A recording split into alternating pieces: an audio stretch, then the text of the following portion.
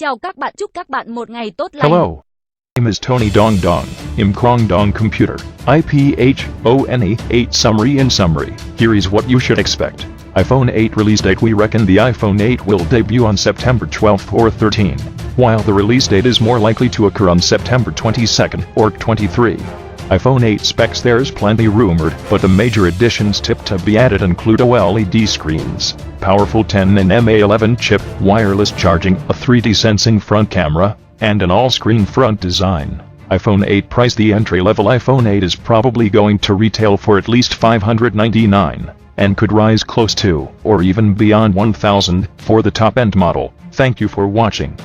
For the follow-up, subscribe to the channel yourself. Here by Tony Dong. You're a die-hard Apple fan, who needs to be at the bleeding edge of Cupertino tech. It's not going to be worth the leap, even considering the fact that the iPhone 8 will certainly offer big changes. The iPhone 7 is still a capable handset by modern standards, yet recommended hanging around for whatever 2018 brings. Consider the alternatives, including Android devices. Just because there's a new iPhone coming out doesn't mean the smartphone industry shuts down. There are plenty of great phones out there, including the Samsung Galaxy S7, LG G6, Huawei P10, and Google Pixel.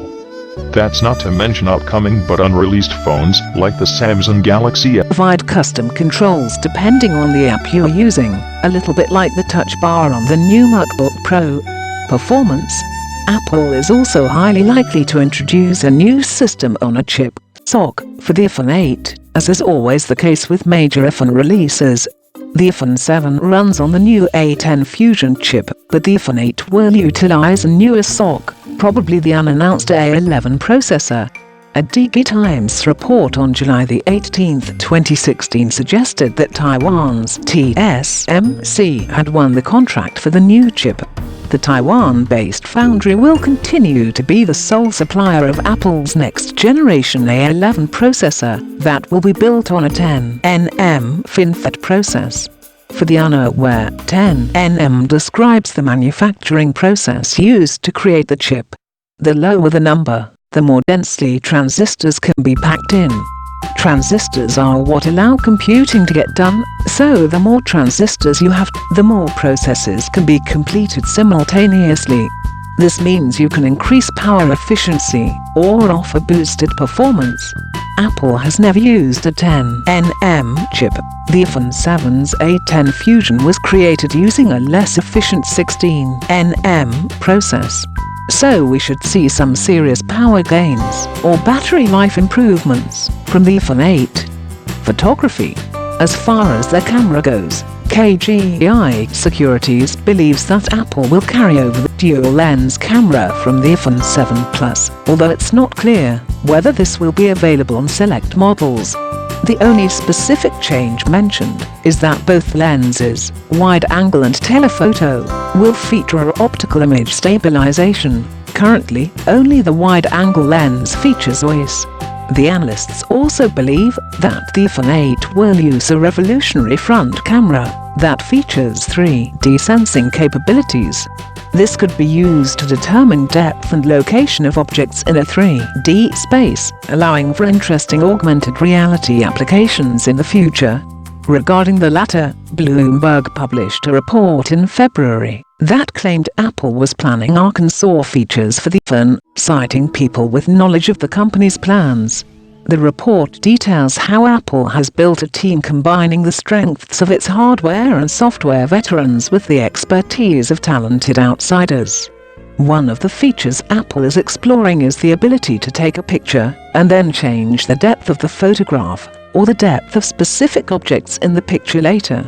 Another would isolate an object in the image, such as a person's head, and allow it to be tilted 180 degrees. The report explained a different feature in development would use augmented reality to place virtual effects and objects on a person, much the way Snapchat works. It continued, the iPhone camera features would probably rely on a technology known as depth sensing and use algorithms created by PrimeSense, an Israeli company acquired in 2013. Apple may choose to not roll out these features, but such additions are an up-and-coming trend in the phone business. power. There's also plenty of speculation that Apple will finally add wireless charging with the iPhone 8. For a start, Apple joined the Wireless Power Consortium, WPC, back in February.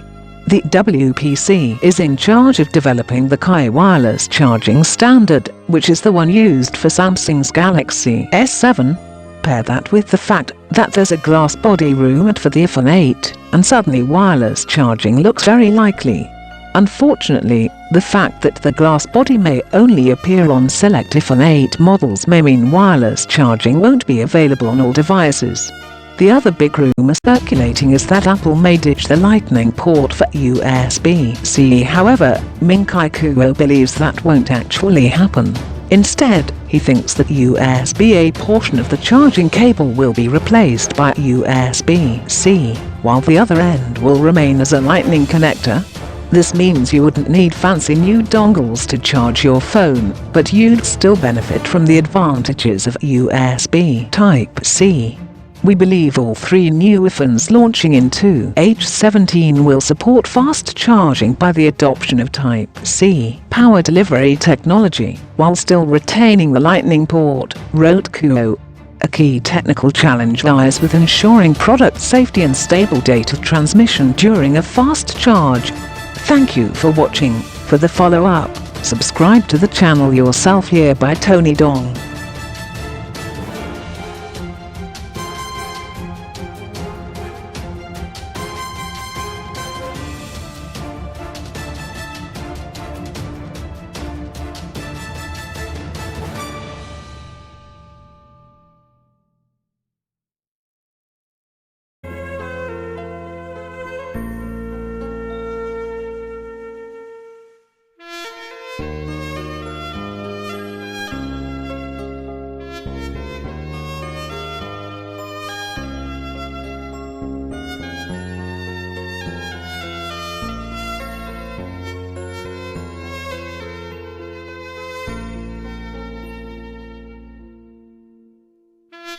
You